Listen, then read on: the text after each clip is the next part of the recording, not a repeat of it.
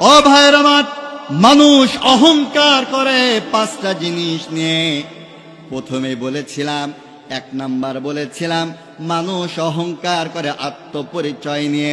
দুই নাম্বার বলেছিলাম মানুষ অহংকার করে ক্ষমতা নিয়ে। তিন নাম্বার বলেছিলাম মানুষ অহংকার করে সম্পদ নিয়ে। চার নাম্বার বলেছিলাম মানুষ অহংকার করে শিক্ষা নিয়ে। নাম্বার 5 মানুষ অহংকার করে সুন্দর লাবণ্যময় চেহারা নিয়ে। কোরআনের কাছে প্রশ্ন করলাম, ও কোরআন, যুগে যুগে যারা ক্ষমতা নিয়ে সম্পদ নিয়ে অহংকার করেছিল, আল্লাহ রাব্বুল আলামিন তাদের কি পরিণতি করেছে জানতে চায়। আল্লাহ রাব্বুল আলামিন কোরআনুল কারীমের মধ্যে জানিয়ে দিয়েছেন। আল্লাহ তাআলা কোরআনুল কারীমের 28 নম্বর সূরা, সূরা কসাসের 58 নম্বর আয়াতের মধ্যে বললেন, ওয়া কাম আহলাকনা মিন কারয়াতিন বাতিরাত মাঈশাতাহা ফাতিলকা মাসাকিনুহুম লাম তুসকাম মিন বা'দিহিম ইল্লা কলিলা। আল্লাহ পাক রব্বুল আলামিন বলেন, যুগে যুগে এই পৃথিবীর মধ্যে আল্লাহ রব্বুল আলামিনের সাথে যারাই ক্ষমতা নিয়ে অহংকার করেছিল, সম্পদ নিয়ে অহংকার করেছিল, এমন অনেক জাতিকে আমি আল্লাহ রব্বুল আলামিন পৃথিবীর বুক থেকে নিশ্চিহ্ন করে দিয়েছি। এই আয়াতের তাফসিরের মধ্যে মুফাসসিরগণ লিখেছেন, আল্লাহ তাআলা আদ জাতিকে ধ্বংস করেছে, সামুদ জাতিকে ধ্বংস করেছে, মাদিয়ান জাতিকে ধ্বংস করেছে, লূত জাতিকে ধ্বংস করেছে, নমরুদ জাতিকে ধ্বংস করেছে, ফিরাউনের জাতিকে ধ্বংস করেছে। তাদের অপরাধ ছিল আল্লাহ রাব্বুল আলামিনের সাথে ক্ষমতা নিয়ে পাঙ্গা দিয়েছিল, অহংকার করেছিল। এই অপরাধে আল্লাহ রাব্বুল আলামিন কাউকে পানিতে চুবায়া চুবায়া আর কাউকে জুতা পেটা করে সাইজ করে ছেড়েছে। আলহামদুলিল্লাহ আলহামদুলিল্লাহি নাহমাদুহু ওয়া নাস্তাঈনুহু ওয়া নাস্তাগফিরুহু ওয়া নাউযু বিল্লাহি মিন শুরুরি আনফুসিনা ওয়া মিন সাইয়্যিআতি আ'মালিনা। মান ইয়াহদিয়াল্লাহু ফালা মুদিল্লা লাহু ওয়া মান ইউদ্লিলহু ফালা হাদিয়া লাহু। ونشهد أن لا إله إلا الله وحده لا شريك له ونشهد أن سيدنا ومولانا محمدا عبده ورسوله الذي أرسله بالحق بشيرا ونذيرا وداعيا إلى الله بإذنه وسراجا وقمرا منيرا.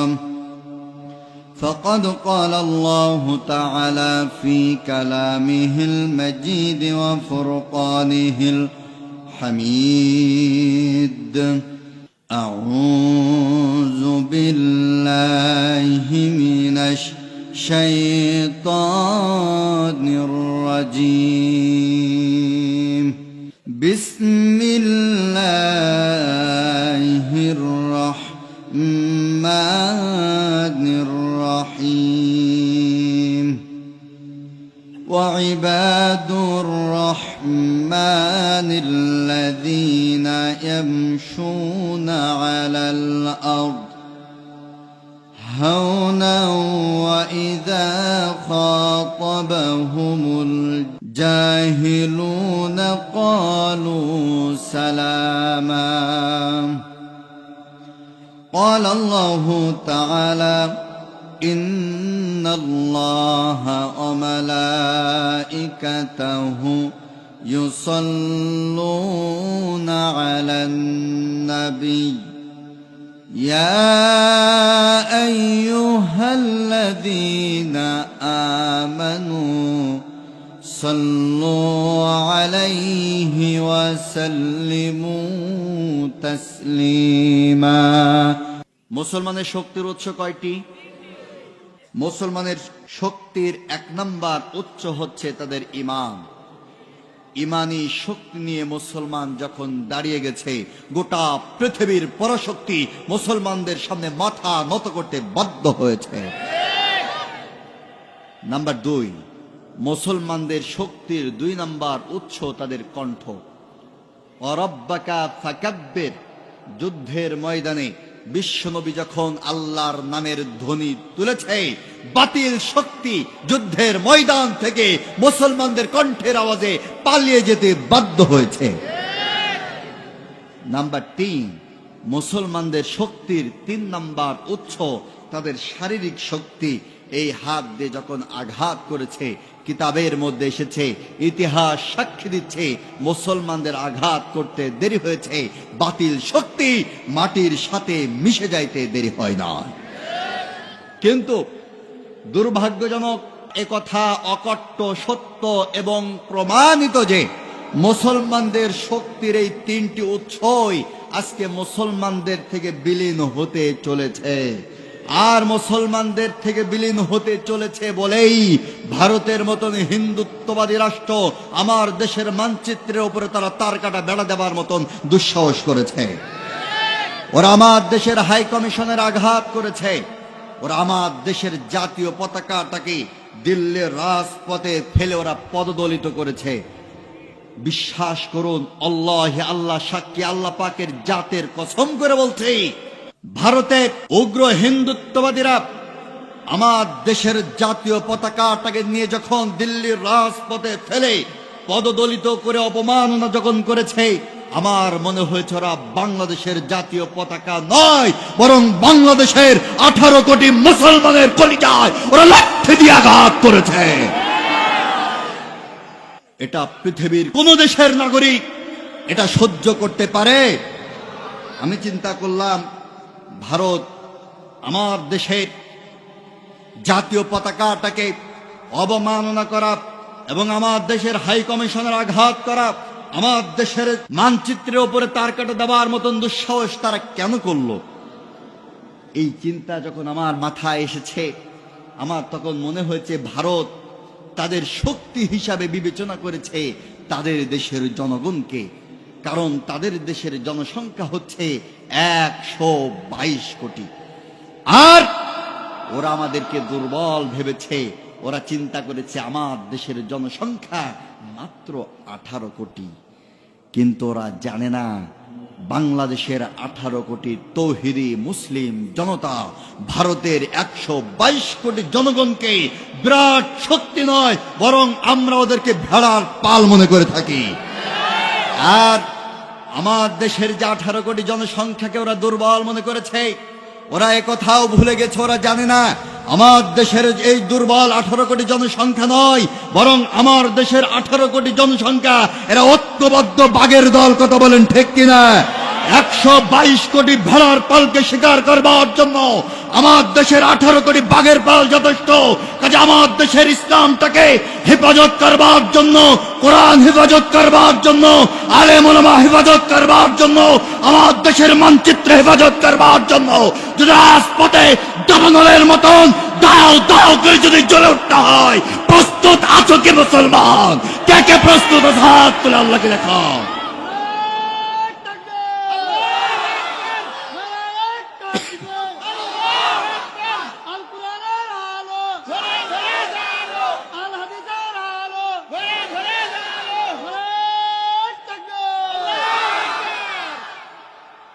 ভাইরা, মানুষ অহংকার করে 5টি জিনিস নিয়ে।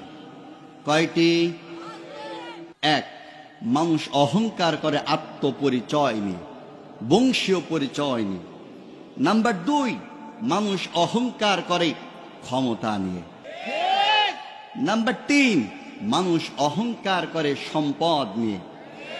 নাম্বার 4, মানুষ অহংকার করে শিক্ষা নিয়ে, জ্ঞান নিয়ে। নাম্বার 5, মানুষ অহংকার করে সুন্দর লাবণ্যময় চেহারা নিয়ে। এর বাইরে কিছু আছে আর? ভাইয়ের আমার, আল্লাহ পাক রব্বুল আলামিন কোরআনুল কারীমের 25 নম্বর সূরা ফুরকানের 63 নম্বর আয়াতের মধ্যে বললেন, وعباد الرحمن দয়াময় আল্লাহ রব্বুল আলামিনের এক নাম্বার বান্দা হবে তারা الذين يمشون على الأرض هونا وإذا خاطبهم الجاهلون قالوا سلاما ভাইয়ের আমার আল্লাহ পাক বলেন দয়াময় আল্লাহর এক নাম্বার বান্দা হবে তারা যারা দুনিয়ার মধ্যে নম্রতার সহিত ভদ্রতার সহিত নিরঅহংকারের সহিত পৃথিবীর মধ্যে চলাফেরা করবে যারা পৃথিবীর মধ্যে বিনয়ের সাথে চলাফেরা করে আল্লাহ রব্বুল আলামিন বললেন ওরা হচ্ছে আমার আল্লাহ রব্বুল আলামিনের এক নাম্বার বান্দা নম্রতার সহিত ভদ্রতার সহিত নিরহংকারের সহিত এই পৃথিবীর মধ্যে যারা চলাফেরা করে আল্লাহ পাক বলছেন ওরাই হচ্ছে দয়াময় আল্লাহর এক নাম্বার বান্দা তবে এক নাম্বার বান্দা নম্র ভদ্র সভ্য হলে এই সমাজের মধ্যে সমস্যা আছে না নাই কি সমস্যা আল্লাহ রাব্বুল আলামিন তিনি বললেন ওয়াইদা খাতাবাহুমুল জাহিলুন যারা মূর্খ অজ্ঞ অশিক্ষিত জাহেল আল্লাহ পাক রব্বুল আলামিন জাহিলুন শব্দটা ব্যবহার করেছেন আল্লাহ পাক বুঝাতে চেয়েছেন যখন নম্র মানুষ ভদ্র মানুষ হুজুর মানুষ ইসলামিক আন্দোলনের মানুষ নিরহংকার মানুষ রাস্তা দিয়ে যখন হেঁটে যাবে ওই সকল মূর্খরা অজ্ঞরা অশিক্ষিতরা টেন্ডারবাজরা সাদাবাজরা সুদখোররা ঘুষখোররা ওই সকল মানুষগুলা এই সকল ইমানদার মানুষদেরকে দেখে গায়ে বাঁধায়া ঝগড়া করতে চাবে ওরা দেখলেই গালি দেবে ওই দেখো মৌলবি যাচ্ছে ওই দেখো তালেবান ওই দেখো জঙ্গিবাদ ওই দেখো সন্ত্রাস ওই দেখো এইভাবে ওরা দেখাবে আর বিগত 17 বছর সব থেকে বেশি সুন্দর করে আমাদের ডেকেছিল রাজাকার কথা বলেন না কে ওই দেখো যাচ্ছে আল্লাহ রাব্বুল আলামিন তিনি বললেন যারা জাহেল মূর্খ অজ্ঞ অশিক্ষিত টেন্ডারবাজ সাদাবাজ সুদখোর ঘুষখোর জেনাখোর এরা হুজুরদের গায়ে বাঁধায়া ঝগড়া করতে চাইবে আল্লাহ পাক বললেন ওরা যখন তর্কে বিতর্কে তোমাদের সাথে লিপ্ত হবে খবরদার ওই সকল জাহেলদের সাথে তোমরা তর্কে বিতর্কে লিপ্ত হবে না বরং ক্বালু সালামা জাহেলদেরকে সালাম দিয়ে জায়গা চেঞ্জ করবা সুবহানাল্লাহ তার মানে আল্লাহ রাব্বুল আলামিন এখানে বুঝাতে চাইলেন ও আমার ইমানদার বান্দারা ও আমার নিরহংকার বান্দারা এক নাম্বার বান্দা তোমরা শোনো কুকুরের কাজ হচ্ছে মানুষের কামড়ানো মানুষের কাজ কিন্তু কুকুরের কামড়ানো নয় ঠিক কিনা ভাইয়ের আমার আল্লাহ রাব্বুল আলামিন তিনি বললেন যারা দয়াময় আল্লাহর এক নাম্বার বান্দা ওরা অহংকারী হবে না আমরা এই কোরআনের কাছে প্রশ্ন করলাম কোরআন যুগে যুগে পৃথিবীর মধ্যে যারা অহংকার করেছে তাদের পরিণতি কি হয়েছে আমরা জানতে চাই আল্লাহ রাব্বুল আলামিন কোরআনের মধ্যে বলেছে কি বলে নাই সবাই বলেন ও ভাইয়ের আমার মানুষ অহংকার করে 5টা জিনিস নিয়ে প্রথমে বলেছিলাম এক নাম্বার বলেছিলাম মানুষ অহংকার করে আত্মপরিচয় নিয়ে 2 নাম্বার বলেছিলাম মানুষ অহংকার করে ক্ষমতা নিয়ে 3 নাম্বার বলেছিলাম মানুষ অহংকার করে সম্পদ নিয়ে 4 নাম্বার বলেছিলাম মানুষ অহংকার করে শিক্ষা নিয়ে নাম্বার 5 মানুষ অহংকার করে সুন্দর লাবণ্যময় চেহারা নিয়ে কোরআনের কাছে প্রশ্ন করলাম ও কোরআন যুগে যুগে যারা ক্ষমতা নিয়ে সম্পদ নিয়ে অহংকার করেছিল আল্লাহ রাব্বুল আলামিন তাদের কি পরিণতি করেছে জানতে চায়। আল্লাহ রাব্বুল আলামিন কোরআনুল কারীমের মধ্যে জানিয়ে দিয়েছেন।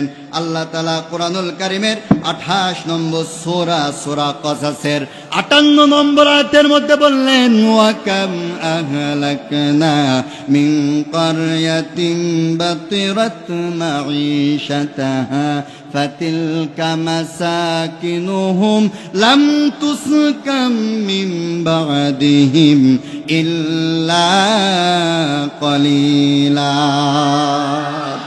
আল্লাহ পাক রব্বুল আলামিন বলেন, যুগে যুগে এই পৃথিবীর মধ্যে আল্লাহ রব্বুল আলামিনের সাথে যারাই ক্ষমতা নিয়ে অহংকার করেছিল, সম্পদ নিয়ে অহংকার করেছিল, এমন অনেক জাতিকে আমি আল্লাহ রব্বুল আলামিন পৃথিবীর বুক থেকে নিশ্চিহ্ন করে দিয়েছি।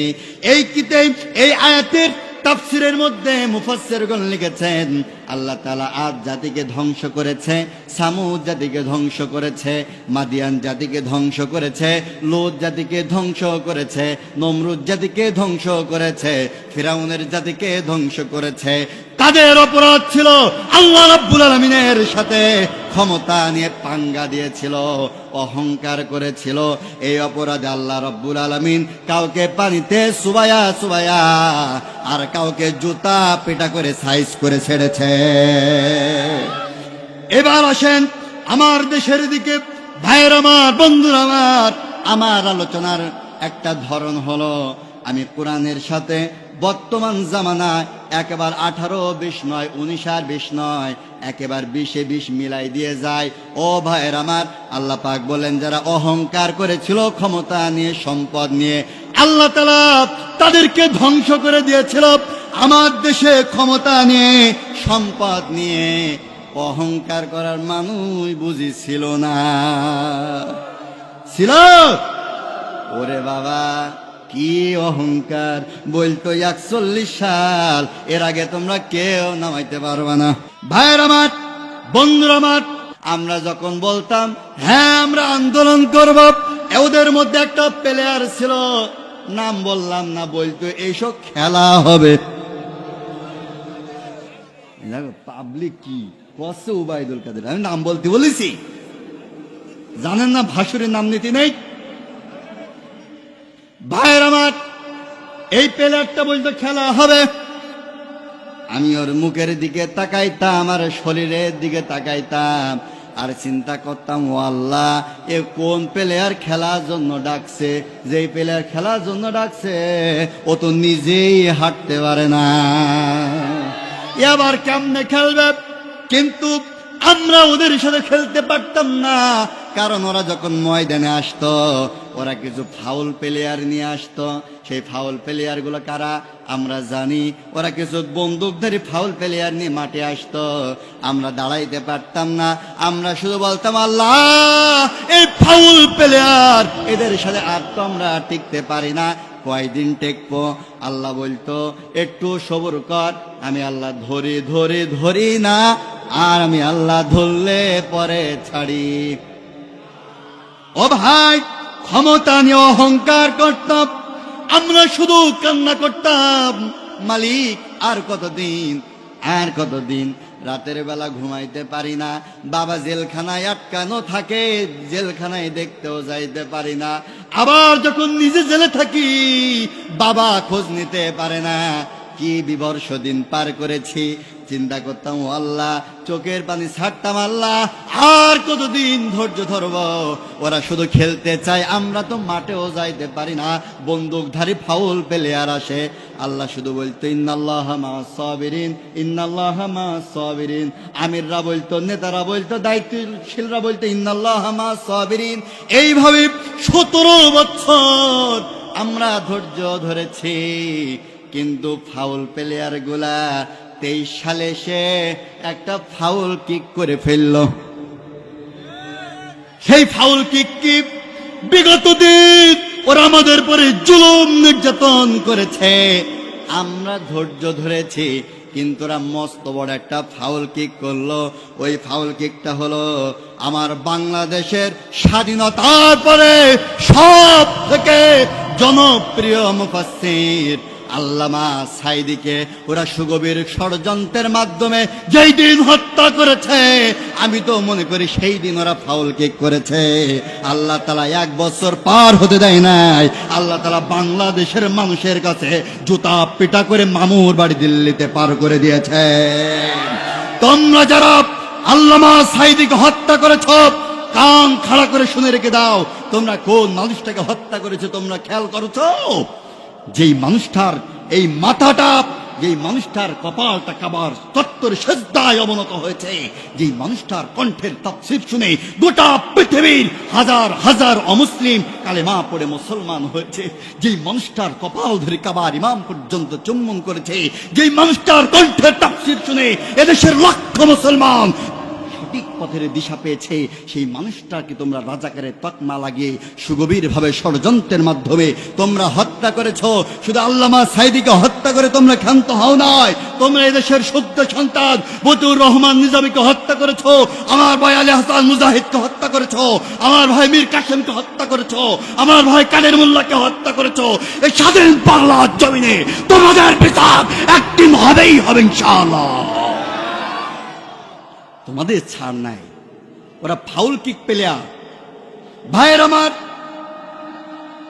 ওরা বিগত 17 বছর অহংকার করেছিল ক্ষমতা নিয়ে।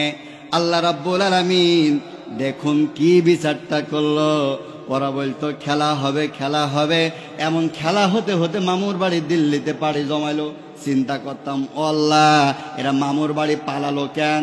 এত ক্ষমতা, কিন্তু এত ক্ষমতা ফেলে একসাথে 300 এমপি, একসাথে পার্লামেন্ট মেম্বার সব পালালো। কারণ কি? কারণ অনুযায়ী আমার একটা ইঁদুরের গল্প মনে পড়িছে, বলবো বলবো আপনাদের মাঠে ধান চাষ হয়, গম চাষ হয়, মুসুরি চাষ হয়। দেখবেন যখন গম চাষ হয়, ধান চাষ হয়, মুসুরি যখন চাষ হয়, ওইগুলা যখন পেকে যায়, দেখবেন ওই ধান ভোর মধ্যে, গম ভোর মধ্যে বড় বড় ইঁদুরে গর্ত করে। দেখেছেন? এই ইঁদুর অনেক বড় বড় গর্ত করে, বড় বড় ইঁদুর। ওই ইঁদুর যেই কৃষকের ধানটা পেকে যায়, ধানটা কেটে নিজের গর্তে ঢোকায়, গম কেটে নিজের গর্তের মধ্যে ঢোকায়, পাকা মসুরের ফলগুলা কেটে কেটে নিজের গর্তে ঢোকায়। দেখেছেন? ইঁদুর এই কৃষকের ধান, গম আর মসুরি কেটে কেটে যেই দিন গর্তের মধ্যে ঢোকায়, ইঁদুর ভালো করে জানে এই ফসলের মালিক আমি নই, এই ফসলের মালিক হচ্ছে মাঠের কৃষক। কৃষক একদিন ধান কাটতে আসবে, কৃষক একদিন গম কাটতে আসবে।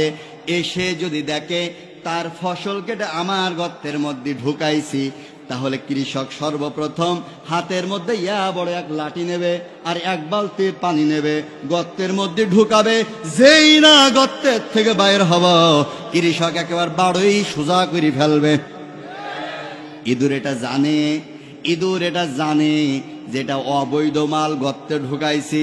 এই জন্য যেই দিন ইঁদুর কৃষকের অবৈধ মাল নিজের গর্তের মধ্যে ঢুকায়, ওই দিন ইঁদুর নিজের জান বাঁচানোর জন্য বাইপাসের আরেকটা গর্ত করে রেখে দেয়। দেখেছেন আপনারা?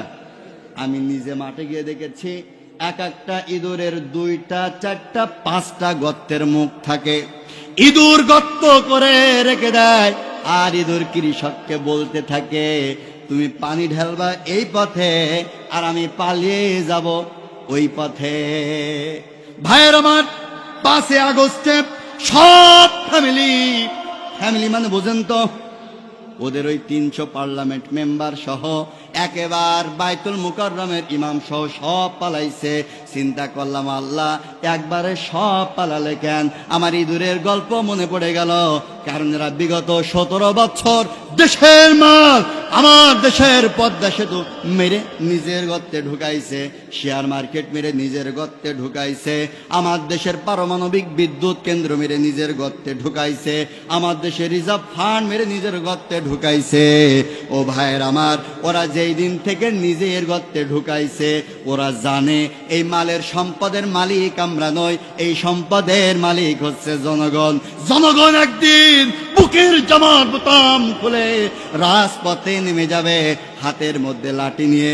ওই দিন যদি আমাদের হাতের মাথায় পায়, লাঠি দিয়ে বাড়বে না, বরং পায়ের তলে পিষ্ট করে ছেড়ে দেবে। ওরা এটা জানে, এই জন্য জানে বলেই যেই দিন ওরা নিজের মাল, জনগণের মাল নিজের গর্তে ঢুকাইছে, ওই দিনই ওরা বাইপাসের রাস্তা, হিন্দুস্তানের রাস্তা তৈরি করে রেখে দিয়েছে। যেই দিন এই দেশের তৌহিদি মুসলিম জনতা, কৃষকগুলা রাজপথে নেমেছে, বাইপাসের রাস্তা দিয়ে মামুর বাড়ি দিল্লিতে পাড়ি জমিয়েছে, ঠিক কিনা? আবার এখন আবার বলছে শর্ট করে ঢুকবো। আমরা বলছি না তুমি সরাসরি ঢুকো, কাছে না শর্ট করে ঢুকবো। আল্লামা মামুনুল হক সাহেব চমৎকার সুন্দর একটা কথা বলেছেন। তিনি বলেছেন, ম্যাডাম আপনি যেখানে আছেন ভালো আছেন, ওখানেই থাকেন, চট করে ঢোকার চিন্তা করেন না, সময় হইলে আমরা নিজেরাই আপনারা ধরে নিয়ে আসবো। সুন্দর কথা না ভাইয়ের আমার? আমরা বললাম আল্লাহ রাব্বুল আলামিন অহংকার করলে তার পরিণতি কি হয়? আল্লাহ রাব্বুল আলামিন অহংকার করলে তার পরিণতি কি হয়? 5 আগস্টে বাংলাদেশের 18 কোটি জনগণকে নিশ্চকে দেখিয়ে দিয়েছে। ভাইয়ের আমার, অহংকার সম্পর্কে একটা হাদিস আপনাদেরকে শোনাতে চাই, বলবো। আজকের আলোচনার সব থেকে ভয়ঙ্কর কথাটা এখন আমি আপনাদের সামনে উপস্থাপন করতে চাই। অ্যাটেনশন প্লিজ, আমার দিকে শুনুন। আল্লাহ রাসূলের সাহাবা আব্দুল্লাহ ইবনে মাসউদ রাদিয়াল্লাহু তাআলা আনহু অহংকার সম্পর্কে ভয়ঙ্কর একটা হাদিস বর্ণনা করেছেন।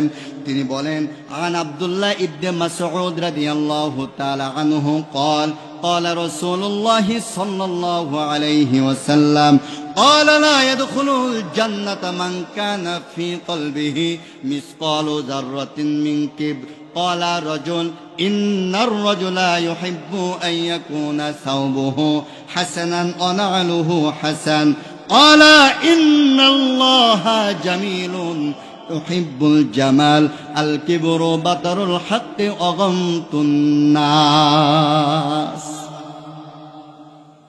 আল্লাহ রাসূল তার সাহাবা আব্দুল্লাহ ইবনে মাসউদ রাদিয়াল্লাহু তাআলা আনহু তিনি বলছেন, আল্লাহ রাসূল বলেছেন, ক্বালা লা ইয়াদখুলুল জান্নাহ, ওই ব্যক্তি আল্লাহর জান্নাতে যাবে না, মান কানা ফি কলবিহি মিসকালু যাররাতিন মিন কিফর, যার কলিজার মধ্যে যাররা পরিমাণ অহংকার থাকবে, আল্লাহর জান্নাতে ওই ব্যক্তি যেতে পারবে না। আমার ভাইয়েরা, আল্লাহ রাসূল বললেন যাররা, যাররা কি? যাররা কি যদি বুঝতে হয়, আপনাদের মাঠে সরিষা চাষ হয় নাকি? হয়। সরিষার দানা কত বড়? এত বড় ছোট্ট দানা। এই ছোট্ট সরিষার দানার 70 টুকরা যদি করা হয়, এই 70 টুকরার এক টুকরাকে বলা হয় জাররা। আল্লাহ রাসূল বললেন, সরিষার দানার 70 টুকরার এক টুকরা পরিমাণ কলবের মধ্যে যদি অহংকার থাকে, ক্বালা লা ইয়াদখুলুল জান্নাহ, ওই ব্যক্তি আল্লাহ রাব্বুল আলামিনের জান্নাতে যাবে না। এবার বুকে হাত দিয়ে দেখুন তো কোন ব্যক্তি জান্নাতে যাবে? ভাইয়ের আমার, হাদিসের ব্যাখ্যা অনেক বড়, আমি সম্পূর্ণ হাদিসের ব্যাখ্যায় যাচ্ছি না। ভাইয়ের আমার, আমি বলেছিলাম মানুষ অহংকার করে 5টা জিনিস নিয়ে। 1 নাম্বার হচ্ছে আত্মপরিচয়, 2 নাম্বার হলো ক্ষমতা, 3 নাম্বার সম্পদ, 4 নাম্বার হচ্ছে শিক্ষা, আর 5 নাম্বার হচ্ছে সুন্দর লাবণ্যময় চেহারা। এই 5 বৈশিষ্ট্য, এই 5 গুণ আল্লাহ রাব্বুল আলামিন একজন নবীর মধ্যে দান করেছিলেন। আর ওই নবী হলেন পয়গম্বর হযরতে সুলাইমান আলাইহিস সালাম। সুবহানাল্লাহ। ভাইয়ের আমার, অহংকার করলে তার পরিণতি কতটা ভয়ঙ্কর হয়, চলুন আমরা বাদশাহ সুলাইমান নবীর থেকে কিছুটা কথা শোনার চেষ্টা করি। ভাইয়ের আমার, বন্ধুরা আমার, সুলাইমান আলাইহিস সালামকে আল্লাহ রাব্বুল আলামিন এত পরিমাণ ক্ষমতা দান করেছিলেন। ওই সুলাইমান নবীর ক্ষমতা সম্পর্কে আল্লাহ রাব্বুল আলামিন কোরআনুল কারীমের মধ্যে একটা সূরা নাজিল করেছে, সূরা নামল। বলি সুবহানাল্লাহ। ওই সূরা নামলের মধ্যে আল্লাহ রাব্বুল আলামিন সুলাইমান নবীর ক্ষমতা ওয়াজ করলেন। আল্লাহ তাআলা বললেন, ওয়াহুশিরা লিসুলাইমানা জুনুদুহু মিনাল জিন্নি ওয়াল ইনসি ওয়াত তায়র ফাহুম ইউজাউন। আল্লাহ রাব্বুল আলামিন তিনি বললেন সুলাইমান নবীকে আল্লাহ পাক রব্বুল আলামিন এত পরিমাণ ক্ষমতা দান করেছিলেন।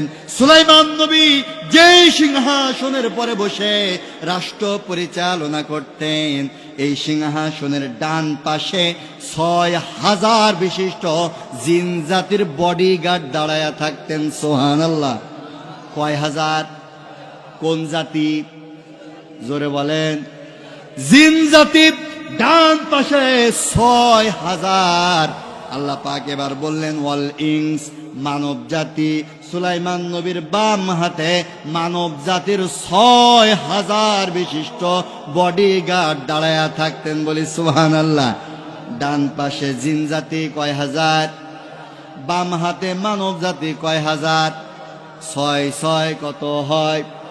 ভাইয়ের আমার, আল্লাহ রাব্বুল আলামিন আরো একটা জাতির কথা বললেন। সূরা নামলের ১৭ নম্বর আয়াতের মধ্যে আল্লাহ পাক বলেন, জিন জাতি মানব জাতির পাশাপাশি সুলাইমান নবীর আরো একটা বডিগার্ডের দায়িত্ব পালন করতেন আরো একটা জাতি, অত্তয়ির।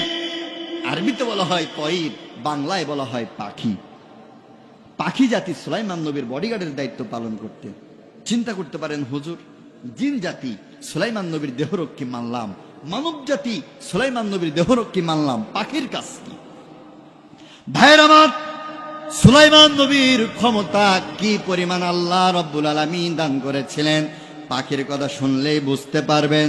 হযরতে সুলাইমান আলাইহিস সালাম যখন কোন রাষ্ট্রীয় সফরে যাইতেন, সুলাইমান নবীকে যেন কোন রোদ আর বৃষ্টি কষ্ট দিতে না পারে, এই জন্য সুলাইমান নবীর মাথার উপরে হাজার হাজার পাখি এসে একটা পাখি আরেকটা পাখির ডানার সাথে ডানা মেলায়া সুলাইমান নবীর মাথার উপরে ছাতার মতন বেষ্টন করে ধরতেন। ক্ষমতা কম না বেশি? হাসিনা স্মৃতি কম বেশি? অনেকে চিন্তা হয়তোবা নবী মানুষ, পাখি ছাতা দিয়েছে, এতে সমস্যা কি? অনেকেই মুখ খোলেনি, ওদের চিন্তা হাসিনা বেশি ছিল নাকি? চলুন আপনাদের ধারণা আমি ভাঙিয়ে দেই সুলাইমান নবীর আরো একটা ক্ষমতা নিয়ে তাহলে ওয়াজ করি। ও ভাইরা আমার, বন্ধুরা আমার, সুলাইমান নবীকে আল্লাহ রাব্বুল আলামিন এত পরিমাণ ক্ষমতা দান করেছিলেন। কি পরিমাণ ক্ষমতা দান করেছিলেন!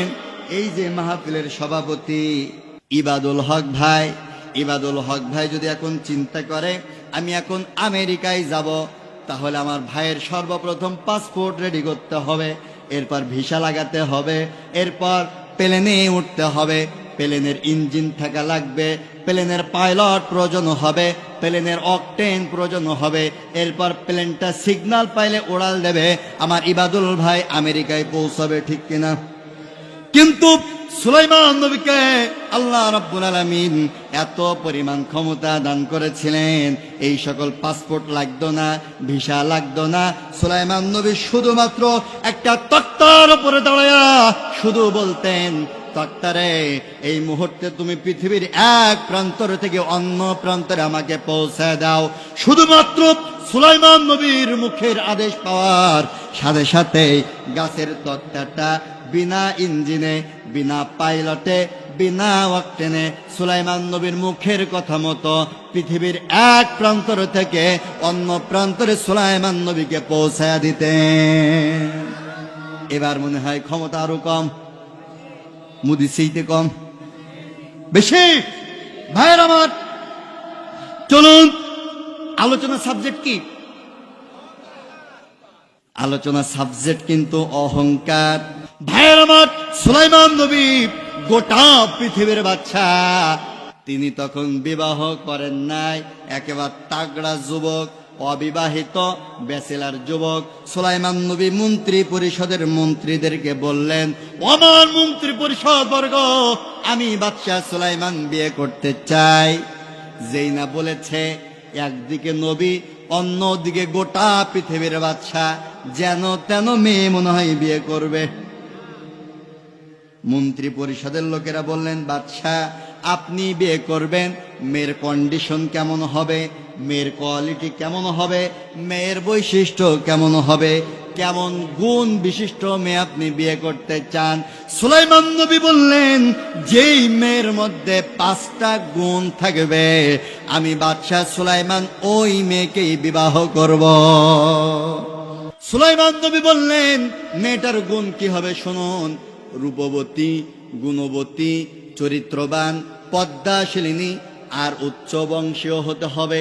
আবার মনোযোগ দেন, রূপবতী, গুণবতী, চরিত্রবান, পদ্মাশিলিনী আর উচ্চ বংশীয় হতে হবে। গোটা পৃথিবীর বাচ্চা সুলাইমান তিনি বিয়ে করবেন, মেয়ের মধ্যে 5টা গুণ থাকতে হবে। সংবাদটা শহর থেকে নগর, নগর থেকে গ্রাম, এমন গ্রামে পৌঁছা গেল যেই গ্রামের মানুষ সাপ খেলা থেকে নিজেদের জীবিকা নির্বাহ করে, অর্থাৎ বেদে। এমন গ্রামে পৌঁছা গেল যেই গ্রামের মানুষ মাছ ধরে নিজেদের জীবিকা নির্বাহ করে, অর্থাৎ জেলে। জেলে পল্লীতে, বেদে পল্লীতে সংবাদ পৌঁছা গেল গোটা পৃথিবীর বাদশা সুলাইমান বিয়ে করবে। মেয়ের মধ্যে কয়টা গুণ? এইরকম 5 গুণ, রূপবতী, গুণবতী, চরিত্রবান, পদ্মাশিলিনী আর উচ্চ বংশ ঘরের মেয়ে মনে হয় আপনাদের গ্রামে ঘরে ঘরে আছে। আজকে পদ্মাশিলিনী মেয়ে পাওয়া যায়? রূপবতী, গুণবতী মেয়ে পাওয়া যায়? ও ভাই, আমার সমাজে পদ্মার অবস্থা একেবারে বেহাল, একেবারে বেহাল। চলুন আমি সামনে গিয়ে একটু পদ্মার ব্যাপারে কথা বলবো। আগে আমি সামনের দিকে আগাই। গোটা পৃথিবীর বাদশা সুলাইমান বিয়ে করবে, সংবাদটা পৌঁছায় গেল গোটা পৃথিবীর মধ্যে। একজন জেলে সারাদিন মাছ ধরে বাড়ির দিকে রওনা হয়েছে। প্রতিমধ্যে কানের মধ্যে সংবাদ আসলো গোটা পৃথিবীর বাদশা বিয়ে করবে, মেয়ের মধ্যে 5টা গুণ থাকতে হবে। জেলেটা হাঁটে আর চিন্তা করে, এমন 5 গুণ সুলাইমান এমন মেয়ে কোথায় পাবে? জেলেটা হাঁটে আর চিন্তা করে, হাঁটে আর চিন্তা করে। হঠাৎ করে মাথার মধ্যে বাড়ি লেগেছে, সুলাইমান যে 5টা শর্ত দিয়েছে, এই 5টা শর্তের মধ্যে 4টি শর্ত একটা মেয়ের সাথে মিলে যায়। আর ওই মেয়েটা সাধারণ কোনো ঘরের মেয়ে নয়, ওই মেয়েটা আসলে জেলের ঘরের কন্যা সন্তান। জেলের মেয়েটা রূপবতী, গুণবতী, চরিত্রবান, পদ্মাশিলিনী। শুধু একটা গুণ মেলে নাই, কারণ জেলেটা গরিব। আর সুলাইমান বলেছে মেয়েটা উচ্চ বংশীয় হতে হবে। কিন্তু জেলেটার মনের মধ্যে একটা বাসনা জেগেছে, সুলাইমান যেহেতু নবী, আর নবীর সাথে যদি মেয়েটাকে বিয়ে দিতে পারতাম, কিয়ামতের ময়দানে নবীর ওসিলায় কিয়ামতের ময়দানে আল্লাহ জান্নাতে চলে যেতে পারতাম। জেলের মতলব ভালো না খারাপ? বাড়িতে গেছে, বউরে বলছে, ও বউ, গোটা পৃথিবীর বাদশা সুলাইমান বিয়ে করবে, মেয়ের মধ্যে 5টা গুণ থাকতে হবে। আমার মেয়ের সাথে 4টি গুণ মিলে যায়। যদি বাদশার সাথে বিয়ে দিতে পারতাম তাহলে কতই না ভাগ্যবান হতাম। ভাইয়ের আমার, কিছু কিছু ঘরের বউ আছে দেখবেন খানে দরজার মতো, আছে না? বলছে আছে। তেমনি এলাকার মানুষ বিপদে আছে, আছে? কার কার বাড়ি আছে হাত তোলেন তো। খানে দরজাল বউ কার কার বাড়ি আছে? ওরে আপনারা যতই বলেন নেই, আমি জানি। যদি এখন বলি যে কার কার ঘরে আছে, হুজুরও হাত তুলতে পারবে না। হাসেন না, যা সত্যি তাই বললাম। একটা রাজার গল্প মনে পড়ছে, বলবো। এক রাজা বউর এসে খুব ভয় পাইতো। রাজা চিন্তা করে, আমি যদি বউরে এত ভয় পাই তাহলে না জানি রাজ্যের অবস্থা কি। রাজা চিন্তা করলো, প্রজাদের খবর একটু নিয়ে দেখি। রাজা প্রজাদের ডেকেছে, প্রজারা সব রাজার সামনে হাজির হইছে। রাজা বলছে, তোমরা যারা বউর ভয় পাও তারা যাবা ডান কাতারে, আর বউরে ভয় পাও না যারা তারা যাবা বাম কাতারে। রাজার বলতে দেরি হইছে, হুড়ুর হুড়ুর করে সব ডান কাতারে হাজির হতে দেরি হয় নাই, সব হাজির। কিন্তু রাজা বলছে হায় আফসোস, হায় আফসোস, সব কাপুরুষ। কিন্তু রাজা মাথা উঁচু করে দেখছে বাম কাতারে একজন বীর পুরুষ দাঁড়ায় রয়েছে, বোর ভয় পায় না। রাজা এবার বলতেছে মাশাল্লাহ মাশাল্লাহ, অন্তত পক্ষে একজন রয়েছে আমার দরবারে যে বউরে ভয় পায় না। বলছে ও বীর পুরুষ, তুমি বউকে ভয় পাও না কেন? একটু ওয়াজ করো, গল্প করো, শুনি, তোমার কাছে একটু শিখি, কেন বোর ভয় পাও না?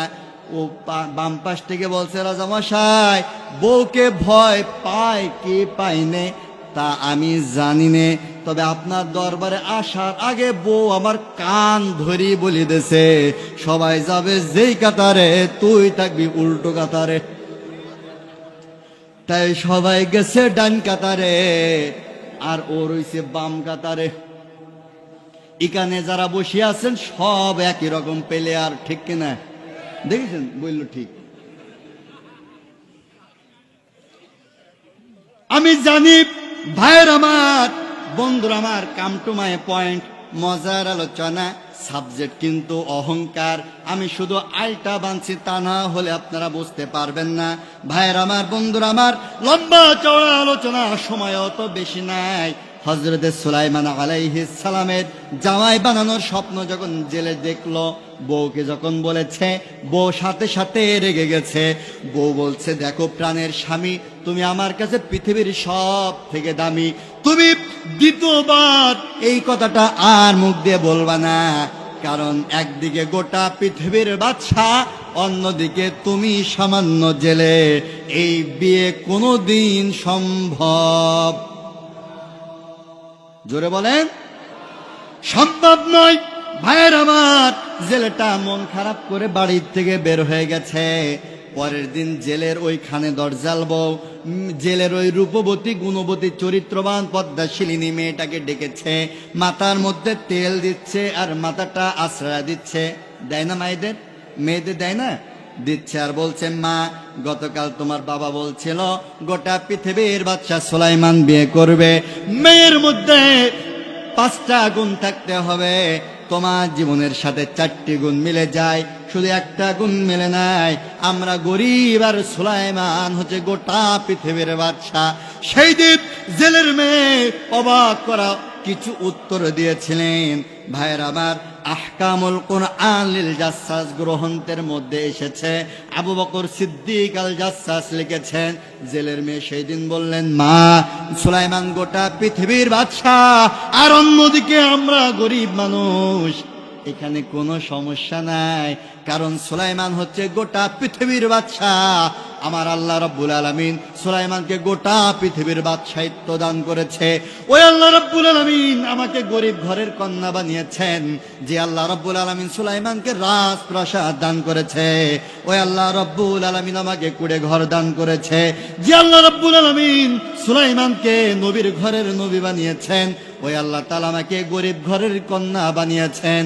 কাজে ওই আল্লাহ রাব্বুল আলামিন যদি চান, গোটা পৃথিবীর বাদশার স্ত্রী আমাকে বানিয়ে দিতে পারে। আল্লাহু আকবার! এটা কি সম্ভব? ভাইরা আমার, গরিব জেলের মেয়ে ঘরের মধ্যে ঢুকলেন, চিঠি লিখলেন, আসসালামু আলাইকুম রাহমাতুল্লাহ, ও গোটা পৃথিবীর বাদশা সুলাইমান, আমি আপনার রাজ্যের গরিব একটা মেয়ে, আপনি বলেছেন মেয়ে বিয়ে করবেন, মেয়ের মধ্যে কয়টা গুণ থাকতে হবে? আছে কয়টা? মনোযোগ তো ভালো আছে ভাইয়ের আমার, 5 গুণ, কিন্তু আমার মধ্যে রয়েছে 4 গুণ। ও বাচ্চা, আমার মধ্যে একটা গুণ নাই, সেটা হচ্ছে আমি উচ্চ পরিবারের সন্তান নয়, তবে কথা দিতেছি, আমি যদি আপনার স্ত্রী হতে পারি, আর আইয়ুব আলাইহিস সালামের মতন পা থেকে মাথা পর্যন্ত যদি আপনার পচে যায়, আর যদি শরীরের মধ্যে পোকাও যদি হয়ে যায়, আর আমি যদি আপনার স্ত্রী হতে পারি, তাহলে পা থেকে মাথা পর্যন্ত শরীরের সকল পছন্দকৃত পোকাগুলা আমি আমার আপন জিহ্বা দ্বারা পরিষ্কার করে দেব। এর বিনিময় হইলেও আমি আপনার স্ত্রী হতে চাই, ইতি জেলের মেয়ে।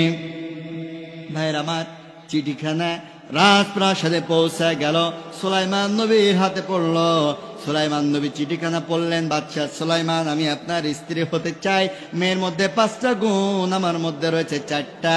পা থেকে মাথা পর্যন্ত আমি সেবা যত্ন করব। ইতি জেলের মেয়ে। সুলাইমান নবী যেহেতু তিনি বাদশাহ, অন্যদিকে সামান্য একটা জেলের মেয়ে, এই চিন্তা করে সুলাইমান নবী চিঠিখানা ছেড়ে ফেলে দিলেন। সাবজেক্ট কি? জোরে বলেন। অহংকার কয় প্রকার? 2 প্রকার। অহংকার করে মানুষ 5টি জিনিস নিয়ে, আর অহংকার 2 প্রকার। আল কিবরু বাতরুল হক। 1 নম্বর হচ্ছে আল্লাহর সাথে অহংকার, আল্লাহর বিধিবিধান থেকে বেপরোয়া হয়ে যাওয়ার অর্থই হলো আল্লাহর সাথে অহংকার করা। আর 2 নাম্বার হচ্ছে অগমতুন নাস, মানুষকে তুচ্ছ করা, তাচ্ছিল্য করা, ছোট করা, ভৎসনা করা, অর্থই হচ্ছে মানুষের সাথে অহংকার করা। আমার সমাজে অনেকেই গরিব মানুষ দেখলেই তাদেরকে অপমান করে, ছোট করে। এর বাচ্চা, তার বাচ্চা, কামলার বাচ্চা, ভ্যান চালকের বাচ্চা, মুসির বাচ্চা, কত রকম ভৎসনা করে। সাবধান, আল্লাহ রাসূল বলেছেন অগমতুন নাস, মানুষকে তুচ্ছ করার অর্থই হচ্ছে মানুষের সাথে অহংকার করা। আর যেই ব্যক্তি অহংকার করবে, ক্বালা লা ইয়াদখুলুল জান্নাহ, আল্লাহর জান্নাতে যেতে পারবে না। আসুন, কাম টু মাই পয়েন্ট। হযরত সুলাইমান আলাইহিস সালাম ওই জেলের মেয়ে, গরিব মেয়ে ভৎসনা করে চিঠিখানা ছেড়ে ফেললেন। আল্লাহ রাব্বুল আলামিন হযরতে জিব্রাইল আলাইহিস সালামকে বললেন, ও জিব্রাইল, আর করো না দেরি, চলে যাও তাড়াতাড়ি।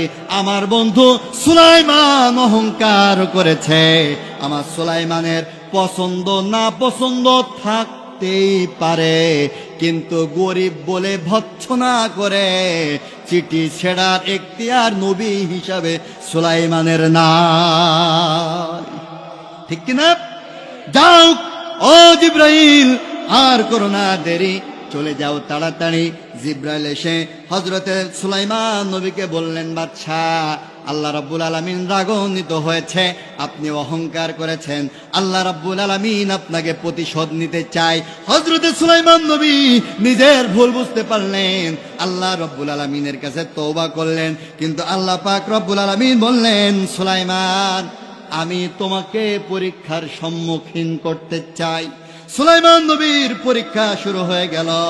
ভাইয়ের আমার, বন্ধুরা আমার, হযরতে সুলাইমান আলাইহিস সালাম, আল্লাহ তাআলা তাকে একটা মুজিজা দান করেছিলেন। মুজিজাটা হচ্ছে আংটি। জোরে বলেন, নাম কি? এই আংটি যতক্ষণ পর্যন্ত সুলাইমান নবীর হাতে থাকবে, ততক্ষণ পর্যন্ত আসমান জমিনের সব কিছু সুলাইমান নবীর তত্ত্বাবধানে থাকবে, সুলাইমান নবীর কথা শুনতে বাধ্য থাকবে। আংটি যদি না থাকে, ক্ষমতার চেয়ার থাকবে। ভাইয়ের আমার, সুলাইমান নবীর পরীক্ষা শুরু হয়ে গেল। সুলাইমান নবী ছিলেন ন্যায়পরায়ণ বাদশাহ। তিনি ছিলেন ন্যায়পরায়ণ বাদশাহ। তিনি শুধু মানুষের বাদশাহ ছিলেন না, তিনি মানুষের বাদশাহ, দানবের বাদশাহ, জিনের বাদশাহ, সব কিছুর বাদশাহ। সুলাইমান নবী দুষ্টু মানুষদেরকে বিচার করে কারাগারের মধ্যে বন্দী করে রাখতেন। আর কোন জিন যদি দুষ্টামি করতেন, হযরতে সুলাইমান নবী ওই সকল দুষ্ট জিনগুলাকে সমুদ্রের একেবারে অতল গহ্বরের মধ্যে বন্দী করে রাখতেন। ওই সমুদ্রের অতল গহ্বর থেকে একটা দুষ্ট জিন ছাড়া পাইল। কেমনে পাইল? অনেক লম্বা চওড়া আলোচনা, সংক্ষিপ্ত আকারে বলি। ছাড়া পাওয়ার পর তিনি চিন্তা করল, আমি বাদশাহ সুলাইমানের প্রতিশোধ নেব। প্রতিশোধের নেশায় প্রাসাদের পাশে ঘোরে, প্রতিশোধের নেশায় প্রাসাদের পাশে ঘোরে। ভাইয়ের আমার, এমন সময় সুলাইমান নবী বাথরুমে যাবার প্রয়োজন মনে করলেন। হাতে রইছে কি? জোরে বলেন। এই জান্নাতি আংটি কোনো অপবিত্র জায়গায় নিয়ে যাওয়া যায়? বাথরুম পবিত্র না অপবিত্র? তার মানে আংটি পরে বাথরুমে যাওয়া যাবে। সুলাইমান নবী বিশ্বস্ত প্রহরীকে ডাকলেন, বললেন, বিশ্বস্ত প্রহরী, আংটিখানা ধরো, আমি এখন বাথরুমে যাব, না আসা পর্যন্ত আংটি হাত ছাড়া করা যাবে, কারণ আংটি যার কাছে যাবে ক্ষমতা তার কাছে যাবে। সুলাইমান নবী বাথরুমে চলে গেলেন, আংটি বিশ্বস্ত প্রহরীর হাতে। শয়তান জিনটা এটা খেয়াল করেছে, শয়তান জিনটা চিন্তা করছে এটাই হচ্ছে সুযোগ, এটাই হচ্ছে আসল সময়। শয়তান জিন সুলাইমান নবীর একবার হুবহু আকৃতি ধারণ করলেন, সূরা ধারণ করলেন, পা থেকে মাথা পর্যন্ত সুলাইমান নবীর সূরা ধারণ করলেন। গিয়ে বিশ্বস্ত প্রহরীকে গিয়ে বললেন, প্রহরী আংটি দাও। প্রহরী পা থেকে মাথা পর্যন্ত মিলায়া দেখলেন এটাই হচ্ছে সুলাইমান। প্রহরী আংটিখানা দিয়ে দিল শয়তানের হাতে, শয়তান আংটি নিল। আপনাদের কাছে আমি এখন জানতে চাই, আলোচনা কতটুকু বুঝেছেন? সুলাইমান নবী কোথায়? শিক্ষিত সমাজে তোলা যাবে না। টয়লেটে। আংটি কার হাতে? শয়তানের হাতে। শয়তানের হাতে আংটি, তার মানে আংটি যেহেতু শয়তানের হাতে, গোটা পৃথিবীর মালিক এখন কে? শয়তান। শয়তান ক্ষমতার চেয়ারে বসে গেলেন। সুলাইমান নবীর পরীক্ষা শুরু হয়ে গেল। অহংকার করেছিল কয়টা? একটা। পরীক্ষা শুরু হয়ে গেল। শয়তানটা ক্ষমতার মসনদে বসে গেল। শয়তান ক্ষমতার মসনদে বসে জাতির উদ্দেশ্যে ভাষণ দিলেন। ও দেশের জনগণ, দিয়া শোনো মন, আমার দেশের মধ্যে একটা ডুপ্লিকেট সুলাইমান বাইর হয়েছে, যে নিজেকে সুলাইমান হিসেবে দাবি করছে। ওরে তোমরা যেখানেই পাবা সেখানেই সাইজ করবা। সুলাইমান নবী কোথায়? বাথরুমে। সুলাইমান নবী বাথরুম থেকে বাইরে হলো, বিশ্বস্ত প্রহরীকে গিয়ে বলছে, প্রহরী আংটি দে। প্রহরী যেই না আংটি চাইছে, প্রহরী পা থেকে মাথা পর্যন্ত শুধু মিলাই। কারণ একটু আগে বলিছে ডুপ্লিকেট বেরিয়েছে। প্রহরী চিন্তা করছে পড়বে না পড়বে না, আমার সামনে আগে। প্রহরী বলছে আংটি চাও? সুলাইমান নবী বলল, হ্যাঁ আমার আংটি দাও। কয় আংটি যদি নিতে চাও সিংহাসনের দিকে তাকাও। সুলাইমান নবী সিংহাসনের দিকে তাকালেন, দেখলেন একবার হুবহু ফটোকপি বসে রয়েছে। সুলাইমান নবী যেই না তাকাইছে, শয়তানটাও সুলাইমান নবীকে দেখে ফেলেছে। শয়তানটা সিংহাসন থেকে বলতেছে, ও দেশের জনগণ, দিয়া শোনো মন, তোমাদেরকে না বলেছিলাম দেশের মধ্যে ডুপ্লিকেট সুলাইমান বাইর হয়েছে? এই দেখো সেই ডুপ্লিকেট। সুলাইমান নবী বিপদে পড়ে গেলেন। জাতির লোকেরা সুলাইমান নবীকে ঘিরে ধরলেন। সুলাইমান নবী জাতির উদ্দেশ্যে সেদিন একটা ভাষণ দিয়েছিলেন, কান খাড়া করে শুনুন। জাতির লোকদের উদ্দেশ্যে সুলাইমান নবী সেই দিন বলেছিলেন, ও আমার দেশের জনগণ, দিয়া শোনো মন, আমি হচ্ছে এক নাম্বার ক্ষমতার মসনদে যেটা বসে রয়েছে, ওইটা হচ্ছে 2 নাম্বার, ওটা হচ্ছে দালাল সরকার। তোমরা আজকে সিদ্ধান্ত নিতে ভুল করো না। আসলকে ক্ষমতার মসনদে বসায়া, ডুপ্লিকেটকে মসনদে বসায়া 1 নাম্বারের গায়ে হাত দিও না। সিদ্ধান্ত নিতে ভুল করো না। আজকে যদি সিদ্ধান্ত নিতে ভুল করো, তাহলে এমন কালো গাঢ় আমার বর্ষার রাত আসবে, যার সুবে সাদেক হওয়া অসম্ভব। ভাইরা আমার, একটুখানি বাংলাদেশের সাথে মিলান। আমার দেশের শ্রেষ্ঠ মুজাদ্দিদ, শ্রেষ্ঠ মুফাসসির, স্বাধীন বাংলার সূর্য সন্তান মরহুম আল্লামা সাঈদী নির্বাচনের আগে সারা বাঙালি জাতির, তখন দেশের মধ্যে 12 কোটি বাঙালি জাতি ছিল, 12 কোটি বাঙালি জাতির উদ্দেশ্য বলেছিল, ও আমার বাঙালি জাতি, সিদ্ধান্ত নিতে ভুল করো না। যদি সিদ্ধান্ত নিতে ভুল করো, ভারতের গোলাম সরকার এদেরকে যদি ক্ষমতার মসনদে বসাও, এমন কালো গাঢ় আমাবস্যা রাত আসবে, যার সুবে সাদেক হওয়া অসম্ভব। আল্লামা সাঈদীর এই বক্তব্যটা বিগত 17 বছর বাঙালি জাতি হাড়ে হাড়ে টের পেয়েছে,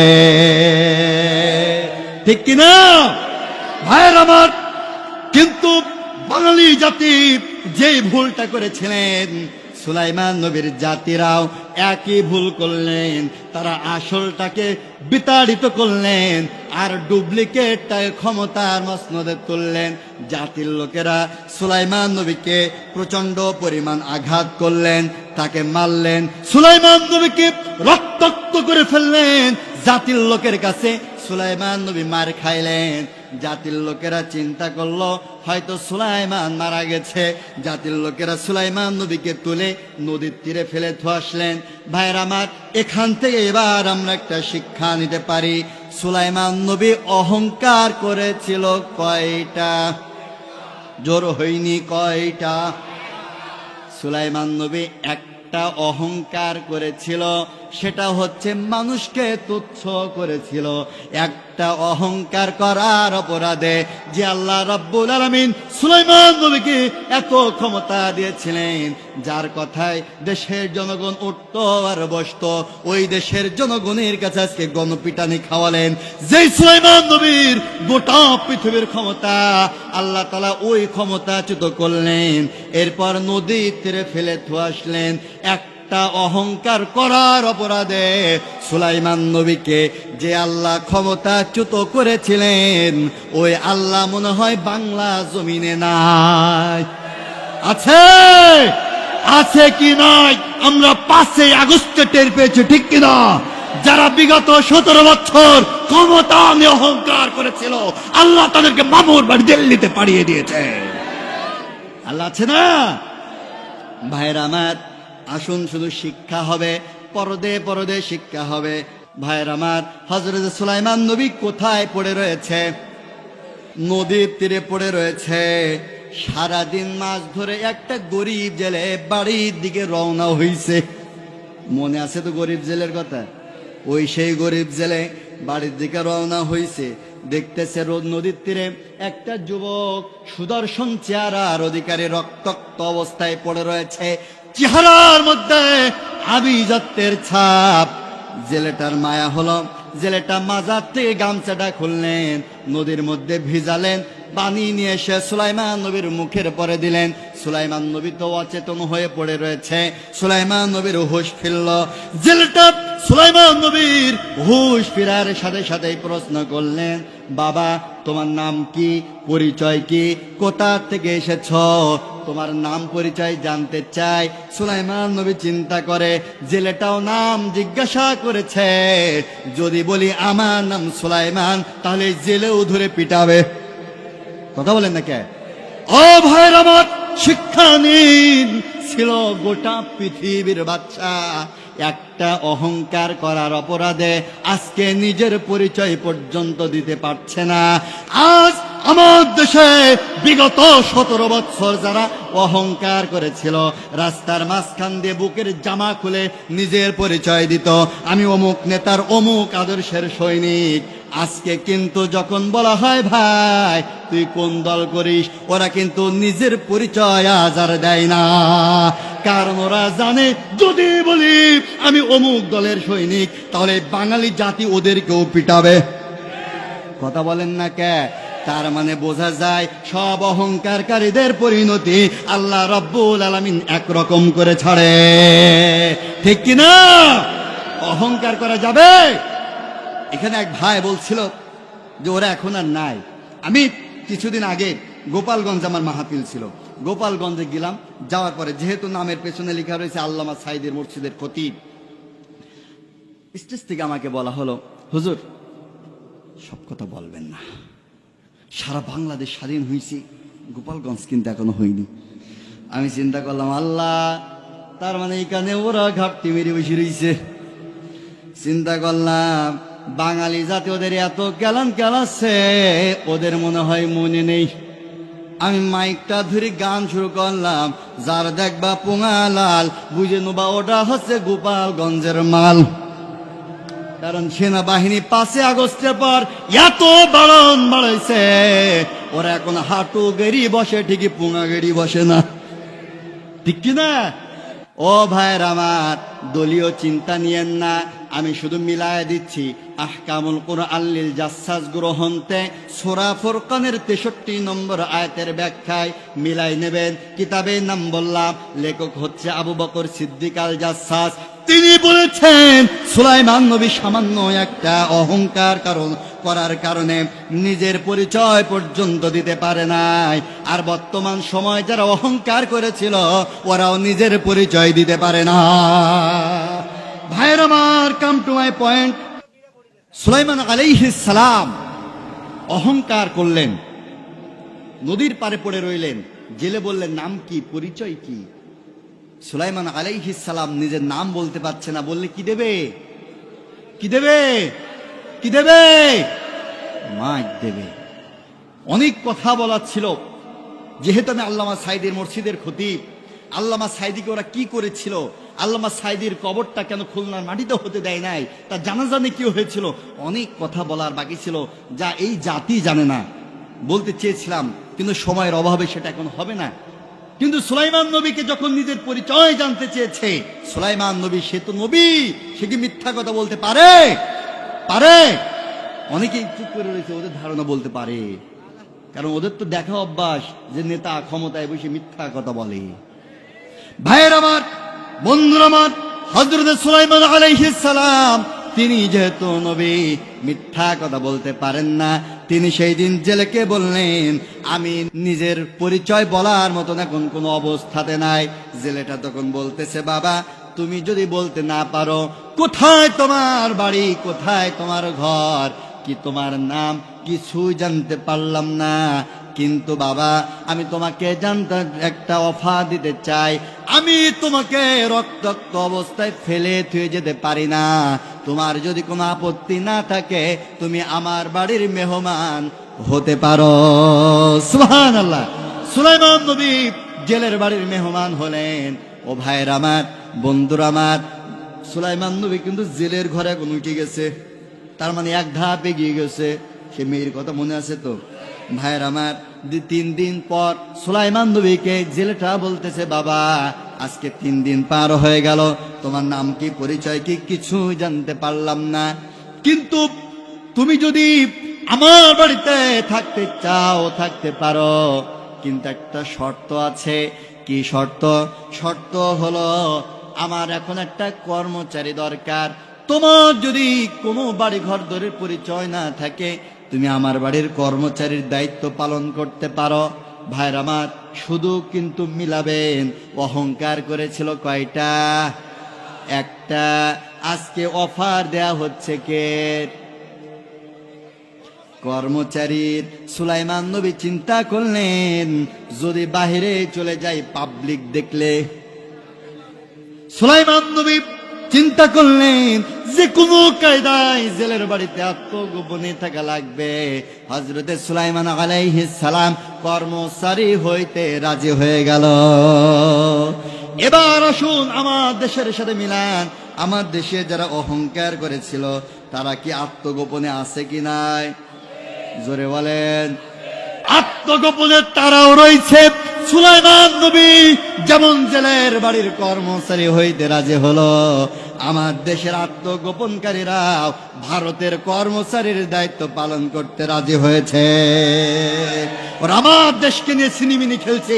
অনেক কথা, পয়েন্টে পয়েন্টে, জয়েন্টে জয়েন্টে কথা, এত কথা বলার সময় নাই।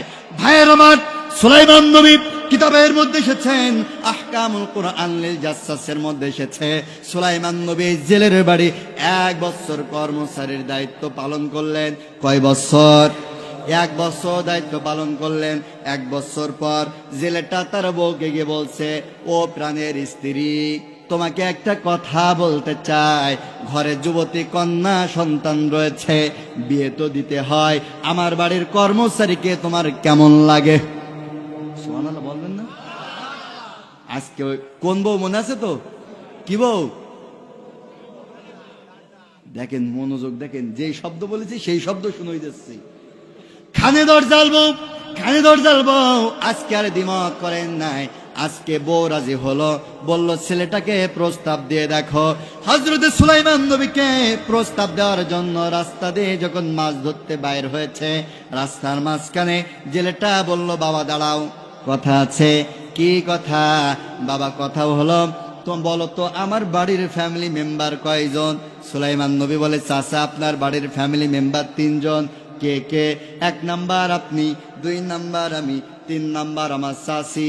জেলে বলছে এ তো বিয়ের আগেই মেয়ের নাম লিস্টিতে বাদ দিয়ে দিয়েছে। বাবা আমার বাড়ির ফ্যামিলি মেম্বার হচ্ছে 4 জন। 1 জন হচ্ছে আমি, 2 নাম্বার তুমি, 3 নাম্বার চাচি। আর আমার বাড়িতে একটা মেয়ে রয়েছে, ওই মেয়েটাও কিন্তু আমার বাড়ির সদস্য। হযরত সুলাইমান নবী চিন্তা করলেন, এমন মেয়ে যাকে 1 বছর থাকলাম, এর মেয়ে দেখা তো দূরে থাক, মেয়ের জামা কাপড় পর্যন্ত কোনোদিন দেখি নাই। আল্লাহু আকবার। এমন মেয়ে আপনাদের মনে হয় গ্রামে ঘরে ঘরে আছে? ও ভাই, এখনকার মেয়ে ওরে বাবা, রাস্তা দিয়ে যখন হেঁটে যায় ওদের পেট দিকে যুবকরা গান ধরে ফাইটে যায়। আমি আর গভীরে নামলাম না, মায়েরা রয়েছে, শুধু আমি এতটুকু বলতে চাই, ও মা তোমরা যে পর্দা করো পর্দাটা কিন্তু সঠিক হয় নাই। আমার মা হাওয়া আলাইহিস সালাম জান্নাতের মধ্যে যখন কদম ফল খাইলেন, শরীর থেকে পোশাক খুলে গেল। আমার মা হাওয়া আলাইহিস সালাম জান্নাতের মধ্যে উলঙ্গ হয়ে গেলেন। সাথে সাথে নিজের লজ্জা স্থানকে আবৃত করবার জন্য একটা গাছ থেকে বড় বড় 5টা পাতা ছিঁড়লেন, নিজের লজ্জা স্থানকে আবৃত করলেন। কয়টা পাতা? আরো জোরে। এই জন্য নারী জাতি যখন মারা যায়, নারী জাতির কাপনের কাপড় কয় পিস হয়? 5 পিস হয়। আমার বাবা আদম আলাইহিস সালাম জান্নাতের মধ্যে যখন উলঙ্গ হয়ে গেছিলেন, উলঙ্গ হওয়ার সাথে সাথে আমার বাবা ওই গাছ থেকে 3টা পাতা ছিঁড়েছিলেন। 3টা পাতা নিয়ে নিজের লজ্জা স্থানকে আবৃত করেছিলেন। এই জন্য পুরুষ জাতি যখন মারা যায়, পুরুষ জাতির কাপনের কাপড় কয় পিস হয়? 3 পিস। আমার মা হাওয়া আলাইহিস সালাম জান্নাত থেকে 5 পিস পরে পৃথিবীর মধ্যে আসলেন।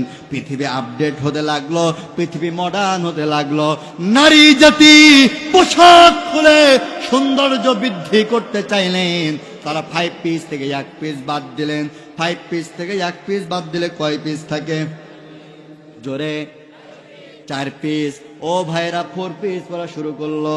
এরপরে বর্তমান শতাব্দীতে এত আধুনিকতার ছোঁয়া লেগেছে, এখন আর নারীরা 4 পিস পরে না, ওরা আরো 1 পিস বাদ দিয়েছে। বর্তমান চুয়াডাঙ্গায় কয় পিস চলছে? কয় পিস? 3 পিস চলছে। এই যে হুজুর আপনাদের সামনে ওয়াজ করতে বইছে, হুজুর কিন্তু শুধু মাদ্রাসায় পড়ে না, হুজুর ইউনিভার্সিটির ছাত্র। আমি যখন কলেজে যাই, ইউনিভার্সিটিতে যখন যাই, আমার বান্ধবীরা ওরা এখন আর 3 পিস পরে না, ওরা আরো 1 পিস বাদ দিয়েছে। কলেজে চলছে কয় পিস? আপনাদের চেহারা দেখে আপনার মনে হচ্ছে আপনারা বলতে চাচ্ছেন হুজুর আপনিও দেখেন। ভাই, পার্শ্ববর্তী রাষ্ট্র ভারতে যখন আমরা মাহফিল করতে যাই, ওখানে নারীরা ওরা এখন আর 2 পিস পরে না, ওরা আরো 1 পিস ছেড়েছে। ইন্ডিয়াতে চলছে কয় পিস? তার মানে 1 পিস যদি ছেড়ে দেয়, ইমান নিয়ে বাঁচা বড় দায়ী হয়ে যাবে, ঠিক কিনা? ও ভাইয়ের আমার, এই যে পোশাক খোলার প্রতিযোগিতা চলছে, লাভ হয়েছে না লস হয়েছে? অবশ্যই লস। কতটা লস আমার বিস্তারিত আলোচনা করার সময় নাই, শুধু এতটুকু বলতে চাই, এখান থেকে 20 বছর ওপরে বয়স যাদের, হাত তুলে বলেন তো হুজুর আপনি সিজারে হইলেন? কেউ নাই। কিন্তু বর্তমান ঘরে ঘরে সিজার আছে না নাই? সভাপতি আছে না নাই? ও ভাই, এইদিকে আমি আর গেলাম না, আগলাম না, এটা শুধু সিজারের অপশান বাদ দিলাম। এবার আসেন আমার দেশে খাদ্য খাবারের অবস্থা কি। এই যে আমার ভাই, ছোটবেলায় ভাইয়ের বাবা যখন বাজার থেকে ইলিশ মাছ কিনে নিয়ে এসেছে, রান্নার সময় আমার চাষি যখন রান্না করেছে, ঝাল দিদিকে পেঁয়াজ নাই, পেঁয়াজ দিদিকে লবণ নাই, এমন কায়দায় যখন রান্না করেছে, ভাইয়ের প্রতিবেশী 20টা বাড়ি টের পেয়েছে ভাইয়ের বাড়ি ইলিশ রান্না হচ্ছে। কথা বলেন? কিন্তু একই বাজারে একই নদীর ইলিশ যখন রান্না করে সামনে আনা হয়, ডিজিটাল বউ আমার, 2 পিস পরা বউ, 3 পিস পরা বউ, একই নদীর ইলিশ, একই বাজারের ইলিশ, ইউটিউব দেখে দেখে বাহারি কায়দার মশলা দিয়ে 3 তলার উপরে গ্যাসের চুলা দিয়ে যখন রান্না করে সামনে দেয়, নাকের কাছে নে শোকা লাগে এটা আসলে ইলিশ নাকি সিলভার কাপ। ঠিক কিনা? আছে বরকত? বরকত নাই, রহমত নাই ভাইরা আমার। আর সমাজে বেপর্দা হওয়ার কারণে রহমত বরকত সব উঠে গেছে। ও ভাইরা আমার, সুলাইমান নবী যে মেয়ের প্রস্তাব পাইলেন, মেয়েটাকে সুলাইমান নবী কোনোদিন দেখে নাই। ভাইরা, বিয়ে হয়েছে কি হয় নাই, বিয়ের যে আদেশ এটা কার পক্ষ থেকে আসবে? ওই ক্ষমতার মস্তদে বসে রয়েছে কে? শয়তান, 2 নম্বর সরকার। সে ক্ষমতার মস্তদে বসে কি কি কাজ করছে জানার দরকার আছে না? আছে, কিন্তু আমার সময় নাই। তবে এই দীর্ঘ আলোচনায় শুধু একটা জিনিস বোঝাতে চেয়েছি, অহংকার করা যাবে। মানুষ অহংকার করে কয়টি জিনিস নিয়ে? 5টি জিনিস নিয়ে। অহংকার করলে তার পরিণতি কতটা ভয়ঙ্কর হয় সেই বিষয় নিয়ে আলোচনা করেছি।